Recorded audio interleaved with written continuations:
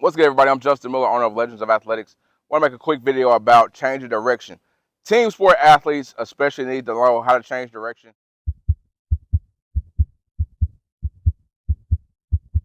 Do a series on this. Y'all let me know in the comment section if you want to see a series on this. But one thing that I see is athletes, whenever it comes to change direction, whenever we phase out of purely straight line runs and we start introducing more agility work, change direction, things like that, we have a problem with knowing our bases, one, and then executing those bases, two, and then connecting the upper and lower bodies, three. So we'll start at the base for this video. Whenever we change direction, we got three different bases we can go and attack an angle on. We can go with a wide base here where we're pushing there, pushing here. We're also going to probably, more than likely, depending on the angle, we're going to push into a glorified T-step. So less athletic athletes, more than likely, use a T-step way more than athletic athletes will. And so you'll turn that toe to lead you into the direction that you're going. And then we'll go there, make a wide step. This also puts us in, when we're turning, it also puts us in an acceleration position or a position to accelerate, because when we take that first step, if we turn everything here, we can accelerate out of that hole and accelerate out of that position. So that's position one. And I just call that just a wide base. I got that from Tony Vellani. Just a wide base position. And then we have a crossover base. And this happens in sports. I personally call it an accidental step because we're going to make mistakes in sports. Sports is chaotic. It's nothing ever goes according to plan. Rarely ever goes according to plan. And so what does that crossover step look like? You ever been here, and you got to cross over there, and then you got to replace here to get there? That's all a crossover step is. The reason I call it an accidental is because 9 times out of 10, we rarely ever want to be caught in this position. Probably never. And I ain't know 9 times out of 10, it's probably never want to be caught there.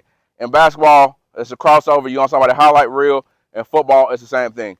So when we take the accidental position, the accidental step, we want to go here, turn our hips, but also be able to replace ourselves and get back to a good position. So even if I was playing a sport, let's say my base is narrow. So I was playing a sport and I got caught here, well, I want to be there. I want to be able to replace myself quick and then punch back to get back in a proper alignment, orientation to do something, either that defensively, offensively, or whatever part of the sport that you're playing at that time. The third thing is just a quick feet. I don't really know a good name for it, but a quick feet. So we'll go into the turn. We'll narrow our base down, and this is where you see good DBs that are able to drive, or good basketball players that are able to get to a spot out of off the inbound pass, something like that. So you'll take you'll dribble your feet here, boom, boom, boom, boom, boom, boom, boom, and then go around to wherever you're going. So in slight practice, it'll look something like this here, bam, bam, bam, then turn and get out of there. So you're able to replace your feet, change your body's orientation pretty quickly off of that base. And that's something that you kind of should practice in the offseason.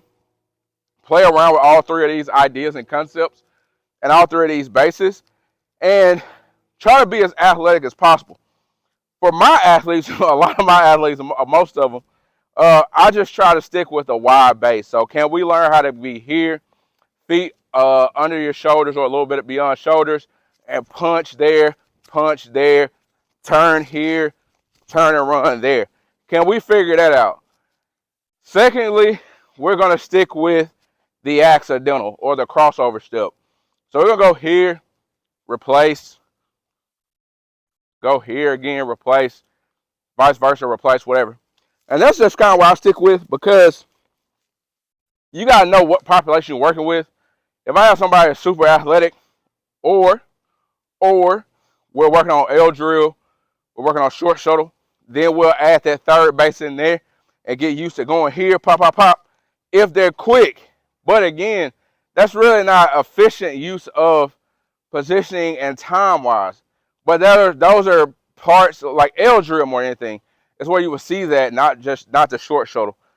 But those are parts that we just kind of work on and try to perfect and manifest those things in a correct manner. Because as an athlete, you want to have Training is really just to put tools in your bag of things that you can use and what you can do with your body as you go along in sport. Training, that's the whole point. It's not to make you, like, you're gonna get better, but it ain't to say I can give you grit, I can give you all these things. You just want to be able to know how to manage and how to express in these different variables, these different ways, and different out of different constraints, and out of what the game is demanding from you.